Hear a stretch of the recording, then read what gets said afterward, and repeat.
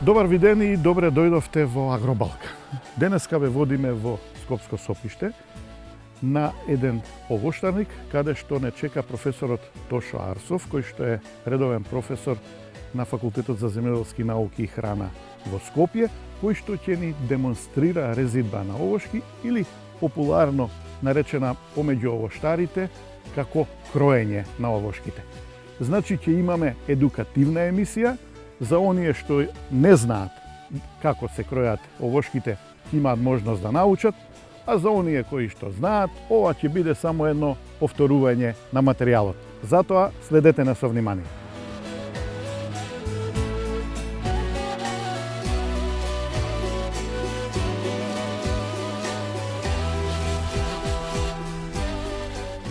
Ајде, професоре, добар виден. Добар ден. Прво морам да ви признам, добре најдовме, задоволство ми е што дојдовме во посета на овој мал овошен рај. Во Сопиште сме, така? Да, Сопиште. Гледам овде мноштво од овошки, меѓутоа ајде да почнеме со ред. Што се имаме од овошки? Овде буквално според некои си карактеризации, арборетрум или колекција од скоро најголем дел од овошните видови што ги има. Да? Кај. Ако забележавте од самото влегување, почнуваме со орев и смокви две од едната страна, а потоа имате праски, јаболче, кајси две, јаболко, цреша, јаболко, цреша, јаболко, круша, јапонско јаболко, две цреши позадина, уште една таму при крајот, 3 лешници, една слива, колекција од десертни сорти на грозје, во меѓувреме во жардинјерите јагоди, бонсаи, праска, па имаме и два калемени дрена во позадината, малини малку капни. Си правите сладко? За се помалку. Да. За се помалку. Одлично. Гледам овде нешто и листови собрани. Се што ќе биде органски отпадок, што да му правиме? Да го даваме на комуналец? Зошто да го даваме на комуналец, кога можеме од него да добиеме пак да вратиме во природата? Тука, со комбинација на калифорниските глисти, се што би се собере како листна маса или како органски отпадок, таму се става, глистите го преработуваат, прават хумус, хумусот го потребуваме и во цвеќињата, па и во малиот пластеник кој што е тука.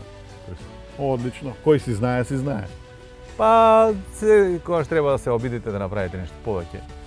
Или да ја употребите она што го знаете, да го употребите за себе, не само да кажувате на другите. Така е. Сега ќе треба и за другите да кажеме нешто. Емисијата има за цел токму и на другите да им објасниме некои работи поврзани со резидбата. Сега е време кога нели се прави резидба, прво да објасниме што е резидба. Резидбата или народски кроењето има за цел кај младите овошки да ја формираме овошката. Со самата резидба ја правиме каква да изгледа, да добиеме статиката на овошката, да се развие кровната, да добиеме овошка која што ќе раѓа. И таа резидба ја велиме резидба за формирање. Но често со терминот резидба се мисли на онаа другата резидба, што се спроведува сега во овој период, односно резидба на род. Овошките формираат цутни папки годината претходно. Значи, што ќе има род во 2024 е завршена работа, формирани се цутните папки во 2023. Е сега, колку цутни папки ќе има? Колку род ќе има сега? И колку цутни папки ќе создаде за наредната година? Ќе зависи од тоа како ќе режеме, дали ќе ја орежеме овошката, дали ќе бидејќи да воспоставиме рамнотежа помеѓу прирастот, велиме стручно, вегетативниот и генеративниот потенцијал на овошката. Така. Да, оставиме, ако погледнете, тука има мноштво од цутни папки. Ако сите тие цутни папки ги оставиме, па да заврзат, плодовите ќе бидат ситни. Така. Овошката ќе биде истоштена. Па ќе имаме алтернативна родност. Една година ќе имате род, неквалитетен, многу, другата ќе немате никаков или многу малку род. За да се избегне таа алтернативност, се применува резидбата на род кај овошките. Сега, професоре, значи скалава е тука, ножиците се тука, вие сте подготвени. Ова е праска? Да. Ајде објасниме специфики во резидбата на род, пак бидејќи кај едни овошни видови цутните папки се наоѓаат на едни гранчиња, на еден начин се поставени, кај други овошни видови на друг начин. Најголема разлика во однос на резидбата на род и во однос на спецификите во однос на гранчињата е групата на коскести овошја и групата на јаболчести овошја. Коскести, тие што имаат коска внатре, како што е праска, кајсија, слива, цреша. Посебно праската е карактеристична како овошје во однос на резидбата, бидејќи една народна поговорка вели: ако сакаш да имаш долговечност од праската, треба да ја кроиш, па макар и да не знаеш како. Секоја резидба на праската е подобра отколку никаква резидба. Ја освежува? Ја подмладува, ја го продолжува векот на експлоатација на пораз. Тоа е нешто слично со праската и виновата лоза. Винова лоза, ако не се, односно лозницата, ако не се крои, ќе даде многу ситни плодчиња, па и праската, па и брзо ќе угине. Затоа строгата резидба, односно резидбата, без разлика каква и да е, треба да се спроведе. Зошто? Да знаеме, што треба да знаеме основните правила. Кај праската. Ова се едногодишни леторасти. Ова се тие едногодишни леторасти. Минатата година ова било летораст кој што дал плодчиња, дал нови гранчиња. Тоа е веќе изроден. Како кај лозницата, така и кај праската, суштината би се состоела во резидба лак на лак, така лозарите го велат. За луѓето, пошто почесто лозарството го познаваат повеќе, овоштарството помалку, во суштината е да имаме резидба лак на лак и во основа да се најдат одредени кондирчиња, лозарски термин, односно кратки гранчиња кои што ќе се остава со 2 до 3 папки, кои што наредната година ќе бидат паса да се подмлади. Еве, едно кратко кондирче од минатата година, гледате пуштило нов ластер. Сега, овде конкретно имало кратко кондирче, веќе овде се појавува, можеме комплетно да ја замениме или да оставиме ова гранче или пак да ја замениме, да ја вратиме назад. Се со цел родниот потенцијал, односно родните гранчиња да бидат што поблиску до централното стебло, бидејќи овој систем е некарактеристичен за во Македонија, меѓутоа овде за да имам оволку овошки мора да бидат вака одгледувани. Значи најчесто праската е некои чашести круни, меѓутоа ова е вретенаста круна, витко вретена со скелетна гранка основна, односно водилка, и се останато е полускелетно или директно род на скелетната гранка. Колку годишно е ова дрвце? Седма вегетација, шеста вегетација, 6 вегетации, веќе седма ќе биде наредната, така да. Меѓутоа целта е, тоа е 8 вегетации, 2 години разлика, ма целта е да имаме постојано нешто тука малку, оптимално колку што треба за семејството. Но ние да се вратиме на нашата основна цел, да им покажеме на луѓето како се реже праската. Ајде, сега можеме тоа да видиме. И пред да почне само уште нешто сака да ве прашам. Еве, ова веќе отидено во висина. Овде висината е ограничена веќе, ако забележувате, висината е ограничена. И секогаш се препорачува при резидба на овошки да се тргне од врвот надолу. Посебно ако се качувате во овошката, да тргнете од врвот надолу. Зошто? Бидејќи како ќе режете, ако долу сте оставиле само неколку гранчиња, качувајќи се нагоре или свинувајќи се, може да ги оштетите. Вака, врвот го завршувате или со гранките што ќе паѓаат. Затоа да не се оштети, првин го режиме врвот, а понатаму си продолжуваме. Јас ја придржам скалата. Еве, овде конкретно бараме нешто да ја задржиме статиката на овошката.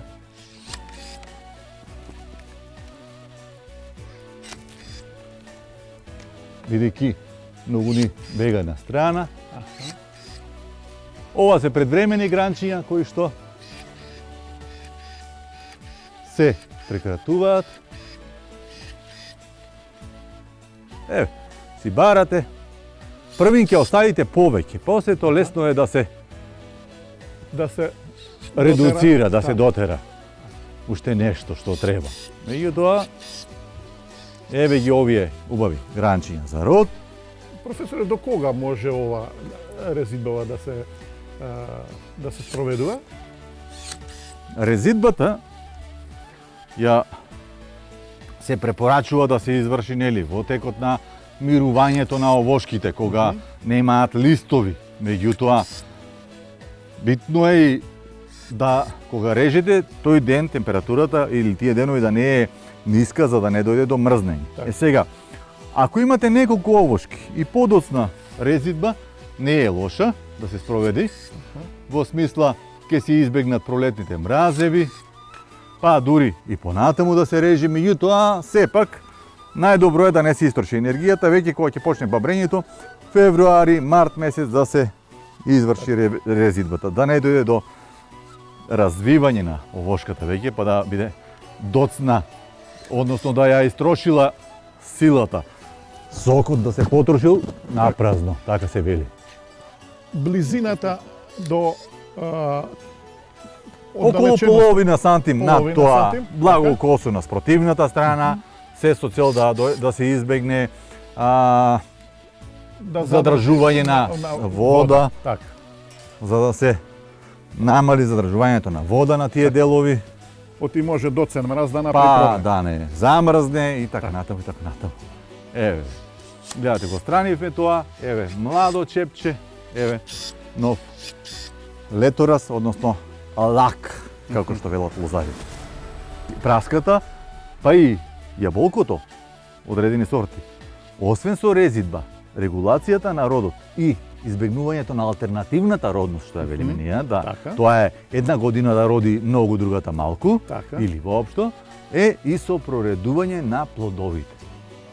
Понатаму, ова гранче од 40 на сантим, погледнете колку има на секој сантим, Да, има.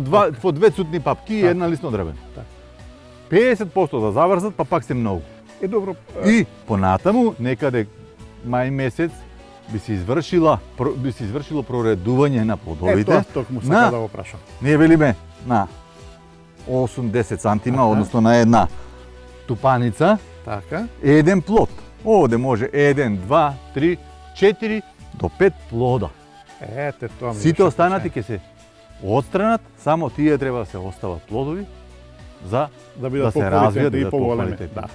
Но ова подразбира понатаму превземање на мерки да не ги нападнат па црвливост, ама знаете кога ќе имате помалку плодови разредени и нападот од црв Е посал. помал. Така. Кај јаболкото кога ќе нападне црвот, ќе нападне буквално на една китка и ќе ги зарази, од една друга трет плод ќе влезе кај сите. Значи со праскава завршивме. Завршивме? Еве сега овде имаме млада овошка. Да, она што го коментиравме, ова беше резидба на род, ова е млада овошка засадена и сега што на неа? На неа би се режело за да се формира овошката, за да се испровоцира разгранување.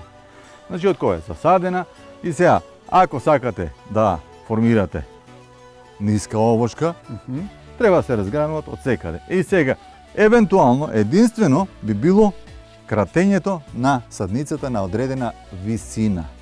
Така. А што е ова? Ова е јаболко. Добро. Ова е јаболко, слабо бујна сорта, црвен делишес, од клон на црвен делишес, на слабо бујна подлога.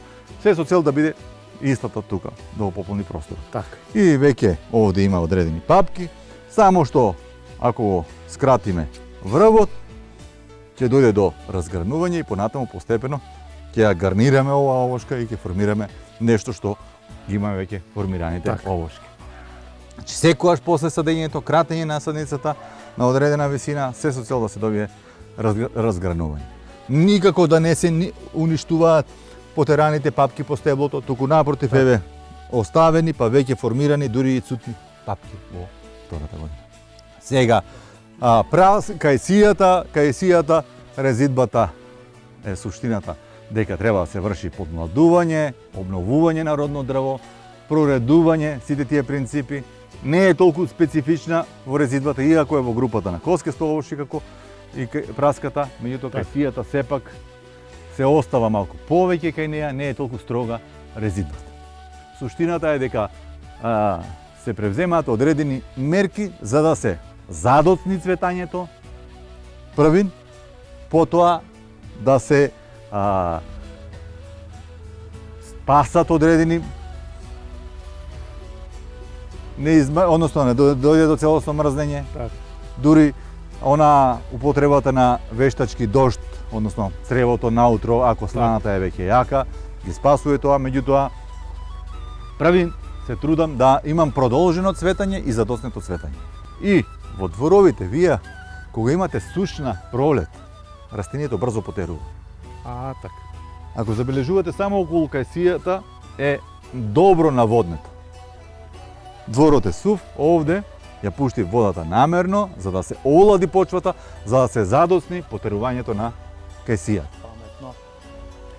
Зашто кајсијава прва страда од потоа предвремени гранчиња кои што подоцна цветаат, летна резидба и тоа користењето на бакарните препарати сега во оваа фаза или малку порано да и таа го успорува потерувањето, така да успеваме да имаме редовно, односно скоро редовно плододавање на кајсија. Професоре, се е наука, нема тука. Ова се веќе јаболкиве, евентуално сега може сега да земеме јаболката. скалата и ова висока да кажеме нешто малку повеќе за другот и од овошен вид кој што е поспецифичен во резидбата. Така. Исто така е јаболкото. Имаме една комбинација на две сорти на една овошка. Со тоа што послабо бујната сорта е прва калемена, до овде е едната сорта, а од овде е втората сорта. Пинова, добра сорта, и Pink Lady или Pink Chris, втората сорта која што е многу добра, меѓутоа е тешка за производство. Меѓутоа ќе ви покажам некои плодови кои што и сега се многу квалитетни се уште во обични услови за чување од оваа сорта. Браво. Така да вреди да се има во дворче. Сега, ама, бидејќи е бујна, па оваа сорта успева да ја стопира. Што е карактеристично за јаболкото? Праската кажавме каде е родот. Праската родот беше по должината на едногодишните леторасти и на кратки родни гранчиња. Овде, на едногодишен летораст, и ова е едногодишен летораст, и ова, единствено може да има цутна папка на врвот, еве, на врвот на летораст. По должината немат. Се јавува род само на дво и повеќе годишно дрво. На едногодишно родно дрво, освен на некои врвни папки, на гранчето на врвната папка, на друго место нема. Затоа, нека се обрати посебно внимание при резидбата на јаболкото. Јаболкото па вели, ако не знаеш, не чепка. Така. Меѓутоа, јас би им препорачал барем некои работи да ги направат. Да ги извадат сите силни гранки, ама целосно. Да се остренат. Не кратење на чепчиња или подкратување на гранки. Јаболкото не прифаќа одење на бербер, па штрчи главата под кастриот кај што штрчи. Бидејќи со подкаструвањето вие ги сечете овие врвни делови, каде што е родот, и понатаму ќе дојде пак само до разгранување. Сечи дрво, бери дрво. Така велеше еден професор. Затоа, нека извадат, ако не знаат, нека извадат што треба да извадат, нека проречат, нека просветлат, нека ги остават. Овошката ако не раѓа, нека остават 1-2 години, ќе пророди. Ама воопшто не се режи. А не да подсекуваат, бидејќи подсекувањето само провоцира новородно дрво, провоцира гранки, леторасти, кои што понатаму не даваат плод. А кога ќе ја оставите вие, дала на врвот плод, па се навалила, под тежината на плодот, ќе даде нови гранчиња, па еве пак плод. Тогаш можете да кратите докај што сакате. Но, од кога ќе стабилизирате овошката. Така. И овде, како и кај праската, ќе почнеме од врвот на надолу. Добро.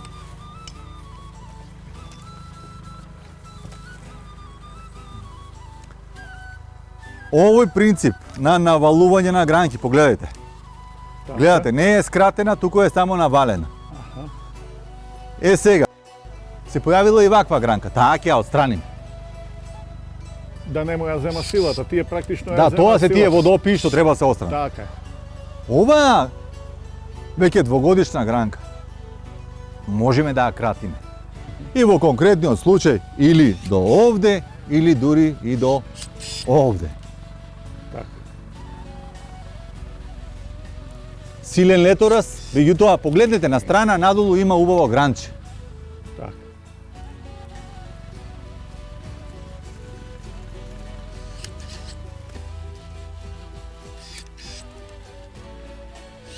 Со навалувањето успеваме да ги стабилизираме, да не растат многу силно.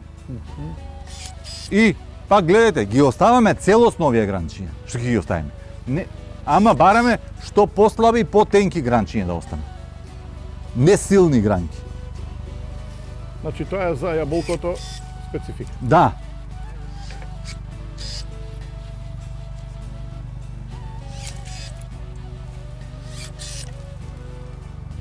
И се што е нагоре и е силно, треба да се отстрани. Се што е исто од долната страна и е слабо, исто така треба да се отстрани. Еве, веќе како постепено, Веќе се формира. се формира. Така. Добро, И гледам. сега само да го дозавршиме врвот. Еве со овие Ми ножици. дозволите со тие, Одлично. бидејќи веќе е ограничен порастот на овошката.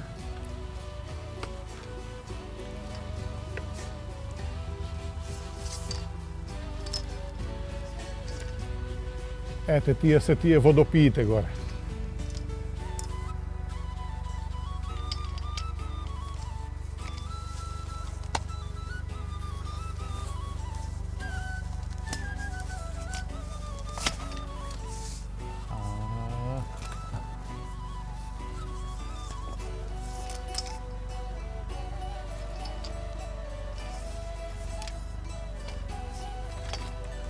Отлично. Сега ние ќе ги врземе, ќе ги навалиме надолу за да го стопираме порастот. Како што е минатата година било на време на таа. Така. Ако ги скратиме до година ќе имаме пак само гранки. Затоа ќе ги оставиме овие послабите. Имаат убав агол на разгранување, овој агол е добар Така. и ќе ги навалиме, ќе ги оставиме целосно, ќе се гарнираат со цутни папки. До година ќе кратиме докај што сакаме. Оваа година ништо нема да правиме. Тоа е тоа. Гледам овде и цреши. Да, Тоа е со црешиве. па еве, ова е познатата охридска цреша, ова е една позната канадска сорта од цреша. Кордија, доста крупна. Ова се доцни сорти цреши. Калемени на послабо бујни подлоги. Системот е исто вретеност та груна. И сега, кај црешите голем дел од солетната резидба е отстрането веќе, Така. посебно кај таа. Видите разлика меѓу сортите. Таа има пократки родни гранчиња, ова има подолги Подолги. ледораста. Најголем дел од онаа што требаше да се отстрани, јас веќе овде го имам отстрането со летната резидба, меѓутоа пак суштината што е кај црешите. Сега да ја видиме разликата за да препознаат каде е родот на црешата. Родот кај црешата може да биде на мајски китки, многу изразени кај оваа овошка, ова се тие мајски китки или мајски букетчиња, и на мешани родни гранчиња. Ова се мешани родни гранчиња. Односно ова е едногодишен летораз, кој што во основата тие папки се родни, а при врвот се лисно-дрвени. Така. И поквалитетен плод имате на мешани гранчиња, покрупни цреши, бидејќи знаете, од оваа една папка ќе се отвори кај црешата и ќе се појави грозд од цреши. Односно од цветови па понатаму плодот. Така. Кај праската од една папка ќе се отвори, ќе се појави само еден цвет и една праска. Истото и кај кесијата. Кај јаболкото од една папка која ќе се отвори, ќе се појават листна розета, прави неколку листови, ќе се појават 5 цвета и од него ќе потера и летораст. Тоа се така. сложени цутни папки. Овие се прости цутни папки, така велиме, бидејќи само листови, само даваат цветови. Така. И сега, затоа доаѓа и до оголување на гранките. Гледате, минатата година ова гранче имало тука цветови, сега Сега ги нема. ги нема, само потерало нови ластари. Ако ја спомнавме летнава резидба, кога се обавува таа? Па препорачливо е нормално после бербата, Така. некаде јули месец, почетокот на август, во тој период да се заврши, односно најчесто во јули-август месец. За црешата. Па тоа е воопшто за летна резидба народни овошки, за цреше па и кај јаболкото, без разлика што родот не е очистен, нели не е собран, Така. меѓутоа тогаш малку попазливо, внимателно се оди, но суштината ако можеме после бербата, подобро е. Тоа е летна резидба во јули-август. Да. Така. И сега овде, како и кај таа, ги отстрануваме секојаш водопиите, силните гранки, овде веќе е формиран скелетот. Прекратуваме одредени гранчи, ја прибираме, овде би се прибрала, пример, многу сепадо, тука ќе скратиме. Се со цел да ја прибереме и да се појават, ако бидејќи знаете, ќе избега родот према периферијата, внатре ќе дојде до оголување. Одредени сорти кај цреше и кај вишна се е тоа оголување. Затоа сега ќе имаме за цел да ја прибереме, да скратиме, да се појават леторасти во внатрешноста на круната и понатаму да ги замениме. Да земеме и скалата. Сега, Овде гледам мерите температура. да, имам максимално минимален термометар поставено, сепак да знаете каква била температурата во текот на ноќта, Така. каква била во текот на денот, максималната температура. Тоа посебно во лето, али позначено е ова да видиме појавата на мразиви. Дали имало мраз, немало, кај е температурата, кај се движи температурата. Сепак ви реков, за да имате редовно кај си, некојаш треба да станете во 5 саат са бајле да превземете одредени мерки за да ги спасите, бидејќи Добре, толку и професор. треба. Така, овде сега има малку овошки, меѓутоа имаме големи насади, интензивно овоштарење. Така. Например, има ли некаква можност за заштита при толку големи насади, например од доцни мразеви?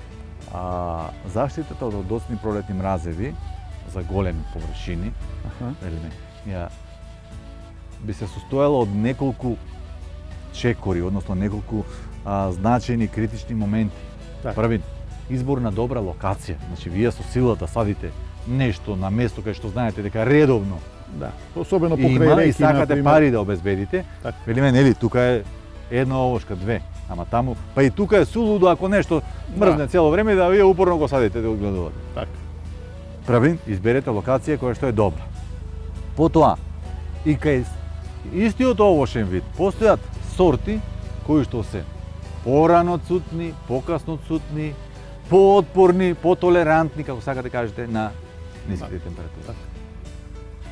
А понатаму доаѓаат и мерките кои што би се превземале за да се продолжи цветањето, она што ви го кажав, летната резидба кај кајсијата, се со цел да се добијат предвремени гранчиња кои што го продолжуваат цветањето. Знаете, некогаш е доволно 2 до 3 дена Така. за да имате род или еден ден да избегнал. Сега, она што ви го кажав, почвата да се наводнува, да има можност за наводнување и на крајот доаѓаат и директните мерки од типот на задимување, Ете тоа. зачадување, Ете тоа. потоа оросување, систем што може да се користи, ама треба да имате доволно вода со одредена температура и следите вие, тие се наоѓаат распрскувачи горе во круната, над круната и кога температурата ќе се приближи до нулата, најчесто тоа е околу 2 часот, ако сте дошле до кај нула, знаете до сабајле минус 4, минус 5. Сигурно. Од минус 3 Сигурно. веќе е готова работа. Се зависи од фенофазата на Аха. овошката, во која фенофаза се наоѓа, дали е во почеток на цветање, полно цветање или е крај на цветањето. Знаете, народот вели во цвете е најстрашно. Не, напротив, после прецветување е најстрашно. Температури близу до нулата Може да направиш така. абортираат, не мрзни, ги абортира, ги отфрла. И толку завршена. И толку завршена приказна. Во такви случаеви, значи освен користењето на оросувачите, може да се користат кај некои овошни видови, како што е крушата и јаволкото, да се користат хормони за да дојде до лажно завразување. Бидејќи, знаете, можеби ембрионот не е уништен, меѓутоа жигот е измрзнат и не може да дојде до опрашување и оплодување. Нема цевчето по кое што треба да дојде поленот да го оплоди, а знаете само оплодени плодови остануваат. Сега во такви случаеви можете да употребите хормони кои што ќе го залажат растението дека всушност овде има семка, да не ја отфрлај, не го абортира овој цвет и да добиете не 100%, ама одреден принос да добиете. Сега, еве, од јаболчастото овошје, крушата, кај неа веќе, бидејќи е растение кое што побрзо тргнува, порано пошто ќе забележите веќе појава на бабрење на папките, посебно секогаш први бабрат цутните папки. И уште нешто, пак зборувам за аматери. Кога после оваа резидба, грубата, за фината резидба, нека почекаат, ако не знаат кај се родните папки, нека почекаат вака да ги видат. За да знаат, оти тоа е родот. Друго нема да има. Овде не може да има родни папки. Што ви реков, само на врвот на едногодишните леторасти или на постаро дрво. На врвот на едногодишни леторасти, на постаро дрво. И сега, ова или ќе ја оставиме цела, или ќе ја отстраниме цела. Видите, две од исто место потерани. Послава, појака. Ова нема род, ова има. Па, отстранете ја таа, што е со без род, ако сакате род. И еве ви и позади ова што ја спомнав, B-Bound системот на одгледување со две стебла на, односно две засебни одгледувани на ист корен. Ова е. Се со цел ова е B-Bound систем, или двојно стеблен систем, кој што се користи и кај јаболкото, и кај, за да избегнете потреба од користење на потпорна конструкција. Видите, ова е силен корен. Ако беше јаболко на М9-ка, густо садене, а и бројот на садници го намалувате на половина. И ќе добиете голема цврстина. Одлично, овде гледам лешник. Да. Лешник кој што ме прашавте преска, дали е калемен? Не, не е калемен. Како може вака да изгледа? Да, може ако започнете со време, со формирањето, користење на геотекстил, меѓутоа геотекстилот е ставен во почвата, на одредена десетина сантими и врз неа е ставена почвата, за да се формира коренот, за да не дава изданоци. И ќе се формира стебло. И од кој ќе формирате стеблото, тука во основата ќе се појават, ама сега се појават слаби изданоци. Важно, имаме веќе формирано стебло кое што резидбата му спроведуваме на стебло.